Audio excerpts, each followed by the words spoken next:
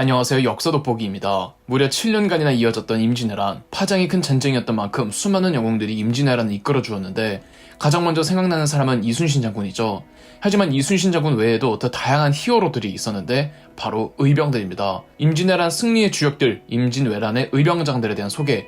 지난번 함경도, 평안도, 황해도의 의병장을 소개한 1부에 이어 2부에서는 나머지 지역의 의병장들을 소개해드리겠습니다. 경기도 먼저 말씀드리자면 경기도에서는 홍계남이 아버지와 함께 수원에서 의병을 일으켰는데 아버지가 전투 도중 전사하자 홍계남은 한 손에는 아버지 시체를 안고 한 손으로는 칼을 휘두르며 포위망을 뚫고 도망쳤다는 일화가 야사에 전해지고 있습니다. 이후로는 아버지를 따르던 의병부대를 다시 조직해 고향이었던 경기도 안성에서 약 300명 정도 데리고 다니면서 유격전, 즉 게릴라전을 전개했습니다. 경기도와 서울에는 일본 육군 총사령관 겸 제8군의 대장이었던 우키타 히데이에가 있었기 때문에 많은 일본의 보급부대가 경기도 일대를 계속 왔다 갔다 하고 있었거든요.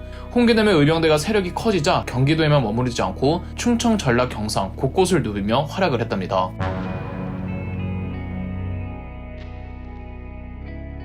이제 남쪽으로 내려가 볼까요? 우리가 임진왜란 의병전 했을 때 가장 먼저 떠오르는 한 사람이 있죠. 그 당시에 다크나이트가 있으면 임진왜란 당시 경상도에는 레드나이트 곽재우가 있었습니다. 경남 의령에서 관직을 하지 않고 있던 선비 곽재우는 임진왜란이 터지자 주변의 의병들을 모아 거병했고 낙동강 중하류 지역에서 일본의 수송부대를 공격하며 활동을 시작했습니다. 곽재우가 비로소 이름을 널리 알린 전투가 정암진 전투인데 낙동강 지류로 남강이라는 강이 있습니다. 그 남강 언저리에 정암진이라는 나루터가 있는데 인근이 늪지대였습니다. 곽재우가 50여 명 정도로 매복하고 있다가 근처에 있던 일본군 2,000명을 늪지대로 유인한 후 크게 승리했고 이 정암진 전투를 기점으로 곽재우가 명성을 떨쳤습니다. 곽재우는 늘 붉은색 옷을 입고 다녀서 곽재우를 홍의장군이라고 불렀던 겁니다. 곽재우는 가끔 병사들에게도 똑같은 붉은색 옷을 입혀 외적들이 보기에 마치 분신술이나 축지술을 쓰는 게 아니냐는 말을 할 정도로 신기에 가까운 교란술을 선보이기도 했습니다. 곽재우의 유일한 단점이라면 성격이 너무 불같았습니다. 특히 무능하거나 겁이 많아 도망치기 바쁜 공직자들을 공개적으로 수위 높게 디스하기로 유명했는데 이 때문에 곽재우가 조정이나 지방에서 정식적으로 군대를 지휘할 통솔권을 가진 관리들과 마찰이 심했고 이들은 곽재우를 모함하기 일쑤였는데 그때마다 김성일이 곽재우를 변호해 주었습니다. 김성일은 곽재우의 화도 잘 달래주었고 관군과 곽재우 사이 비둘기 같은 중개자 역할도 훌륭하게 해냈습니다. 참고로 이 김성일이 임진왜란 터지기 전에 일본 탐방 갔다 와서 절대 전쟁이 일어나지 않을 거라고 호언장담하던 그 장본인이었습니다. 선조를 방심하게 했던 사람 중 한 명이었는데 정작 외란이 터지자 잘못한 만큼 더 열심히 일하라는 벌을 받고 경상도에서 곽재우가 활약을 하도록 뒤에서 물심양면 지원을 아끼지 않았습니다. 곽재우가 거병하자 탄력받은 다른 선배들도 경상도에서 의병들을 모아 거병했고 의령의 곽재우 외에도 고령의 김면 그리고 합천의 정인홍 등이 있었습니다. 임진왜란 초반 경남의 대표 의병 궐기 지역이었던 세 곳 의령, 고령, 합천은 경남에서 전라도로 넘어가는 길목들입니다. 일본 육군의 보급을 챙겨주어야 하는 일본 수군이 이순신의 조선 수군에 맡겨 제기능을 전혀 수행하지 못하고 있을 때 바다에선 도저히 이순신을 이기지 못하니 도요토미 히데요시는 경상도에 있는 육군이 남해안을 따라 이순신의 배후를 육로로 공격하도록 명령했습니다. 그런데 경남에서 전라도로 넘어가는 길목을 곽재우, 김면, 정인홍의 의병대가 차단해준 덕분에 일본군의 작전은 좌절되었죠.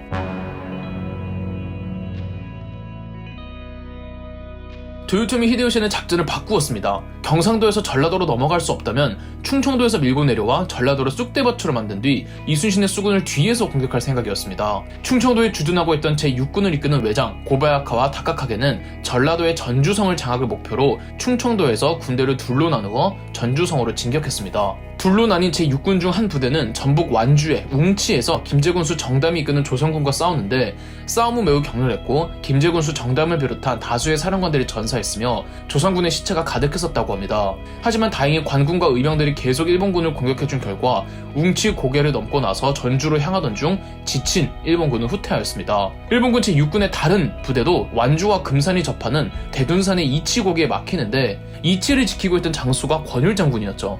권율도 이치 전투에서 일본군을 상대로 잘 버텨냈고 이치에서 권율의 조선군과 제6군의 고바야카와가 대치하고 있던 중 갑자기 고바야카와는 군대를 물리는 게 아니겠습니까? 알고 보니 전라도의 의병장이었던 고경명이 일본군 제6군의 본거지였던 금산을 공격했기 때문이죠. 본거지가 함락되어 버리면 고바야카와는 후일 후퇴도 하지 못하고 전주성을 빼앗아도 후방에서 공격을 당할 수 있기 때문에 성급히 군대를 돌려서 금산으로 돌아갔습니다. 고경명은 어느 날 광주광역시에서 태어나 일찍이 문장력으로 이름을 날렸죠. 고경명은 서인 소속으로 과거 급제한 후에는 중앙정부와 외관직을 두루 겸하다가 서인 정철의 세자 책봉 스캔들에 연루되고 말아 파직되었는데요. 몇 년 후 임진왜란이 발발하자 고경명은 호남 지역을 돌며 의병을 모았고 한양으로 진격할 예정이었으나 고바야카와의 제6군이 전주성으로 향한다는 소식에 1592년 7월 9일 800여 명의 병력으로 금산을 공격했던 것이죠.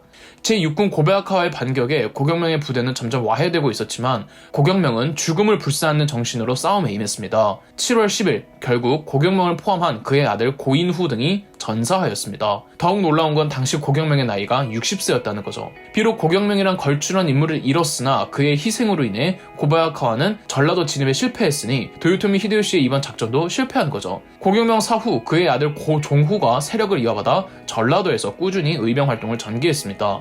전라도 의병장에는 고경명 고종후 부자 외에도 화순에서 의거한 최경해와 나주에서 의거한 김천일도 있었습니다. 제1차 금산성 전투 당시 고경명을 비롯한 전라도 의병들이 보인 항전에 대한 반응이었을까요? 충청도 의병장이었던 조헌과 영규가 고경명의 원한을 갚고 금산을 탈환하겠다며 금산으로 다시 진격하였습니다.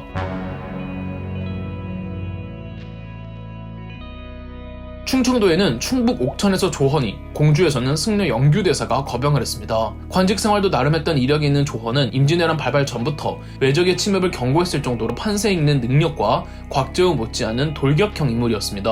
조헌과 영규대사는 각각 의병과 승병들을 연합하기로 했고 청주성을 탈환하는 성과를 내기도 했습니다. 청주성 탈환 후 이 금상선 전투에서 고경명이 전사했다는 소식이 청주성에 전해졌습니다. 이 소식이 안타까워하던 조헌과 영규는 금산성으로 향했죠. 이른바 제2차 금산성 전투인데 조헌과 영규의 연합부대 병력이 약 1300명, 금산성에 있던 고바야카와 일본군은 1만 명. 제2차 금산성 전투는 어떻게 됐을까요? 고경명의 복수를 했을까요? 이번에도 조선군의 전멸이었습니다. 조헌과 영규대사 모두 전사했죠. 청주성 탈환 후 선조는 영규대사에게 공적을 치하고자 선물을 하사했는데 그 선물이 도착하기도 전에 영규대사는 금산성으로 향했고 전사하고 말았습니다. 하지만 1300명의 군사로도 죽인 일본인 수가 하도 많아서 2차 금산성 전투 이후 시체 수수만 사흘이 걸렸다고 합니다. 두 차례에 걸쳐 모두 승리한 고바야카와였지만 육군의 피해 상태가 너무 심각해 결국 금산성을 비우고 경상도 상주로 후퇴했으니 두 차례에 걸쳐 금산성 전투에 투입되었던 전라도와 충청도 의병들의 활약이 아주 의미 없던 일은 아니었네요.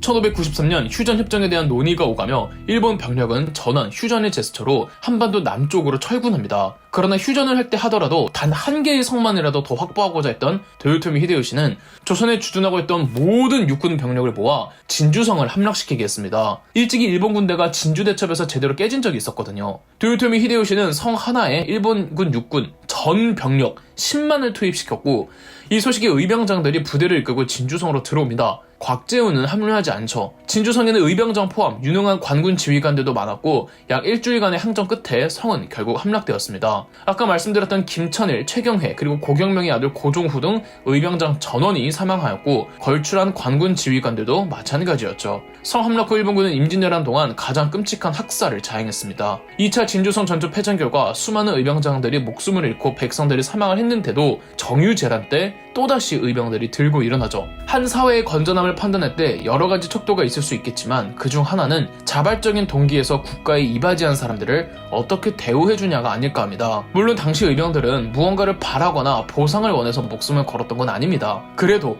국가가 강요하지 않아도 알아서 목숨을 걸고 국가에 공헌한 사람에게는 그에 걸맞는 대우나 처우 혹은 보상을 해주는 것이 바람직한 국가의 모습입니다.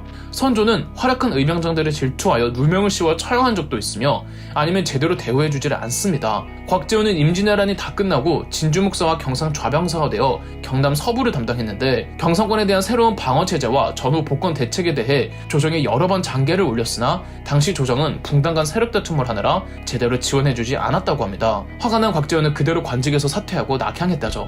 오늘날의 우리는 임진왜란 당시 의병장과 그리고 이름을 남기지 못한 의병 한 명 한 명이 있었음을 인식하고 눈에 잘 띄지 않은 영웅들에게도 박수를 쳐줄 수 있는 사회의 모습이 되었으면 합니다. 그럼 역사돋보기였습니다.